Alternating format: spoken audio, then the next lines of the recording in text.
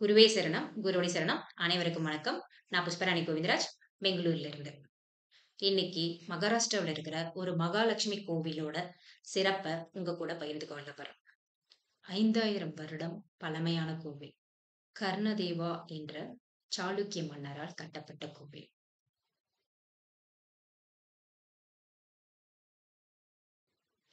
புராண காலத்துல எல்லா முனிவர்களும் சேர்ந்துட்டு மகா யாகம் நடத்தலாம் அப்படின்னு சொல்லிட்டு ஒரு முடிவுக்கு வராங்க.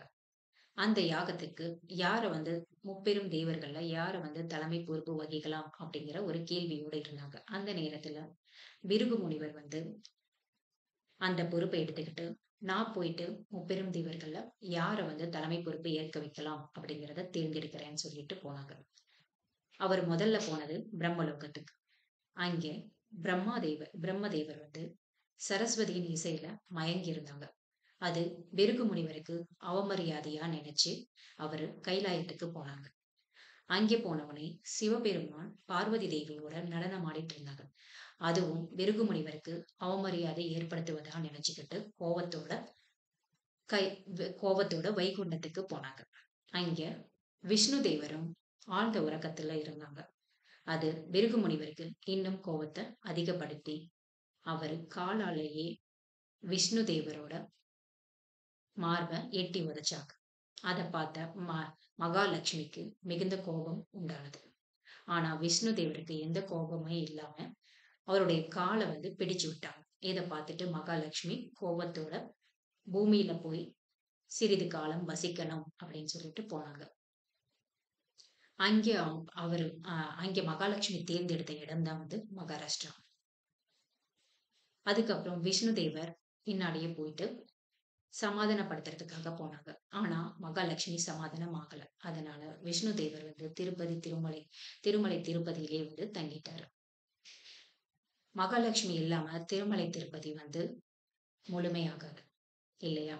அதனால ஒவ்வொரு வருடமே திருமலை திருப்பதியிலிருந்து பட்டுப்புடவையை மகாலட்சுமி தேவிக்கு அனுப்புறாங்க. அதே போல மகாலட்சுமி அந்த பூமிக்கு வந்தப்ப கோலாசுரன் என்ற ஒரு அசுரன் மக்களை துன்பப்படுத்திட்டு இருந்தாங்க. அதனால கோலாசுரனை வதம் செய்யறதுக்காகவே மகாலட்சுமி அந்த இடத்துக்கு வந்ததாகவும் சொல்லப்படுது. கோலாசுரனை வதம் செஞ்சதுக்கு அப்புறம் கோலாசுரனோட வேண்டுதலுக்கு இணங்க அந்த ஊர் கோலாப்பூர் என்ற ஊர்லயே அழைக்கப்படுது. அங்கே மகாலட்சுமி கோவிலும் உருவானது.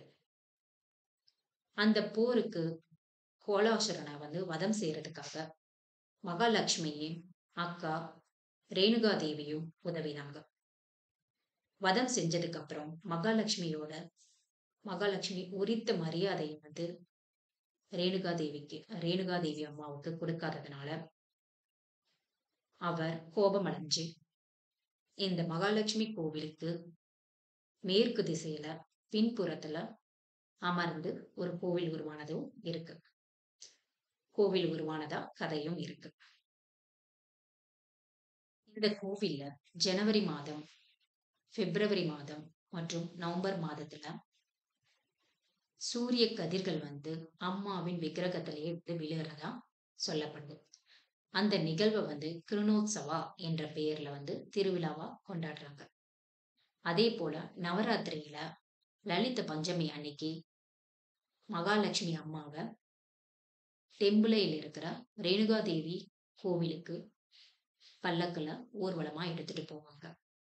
அதுவும் ஒரு திருவிழாவா கொண்டாடப்படுது.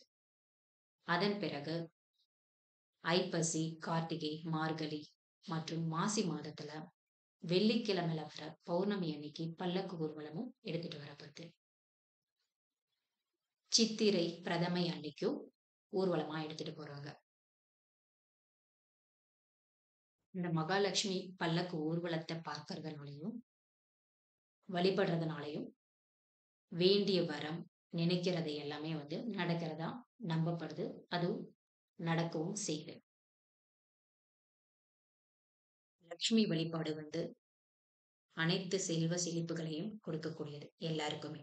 அதுலயும் ஏழ்பி லக்னம், மேசம், கடகம் மற்றும் கும்ப லக்னம் போறவங்களுக்கு மிக சிறப்பு வாய்ந்த ஒன்றாக இருக்கும். அனைவருக்கும் வணக்கம்.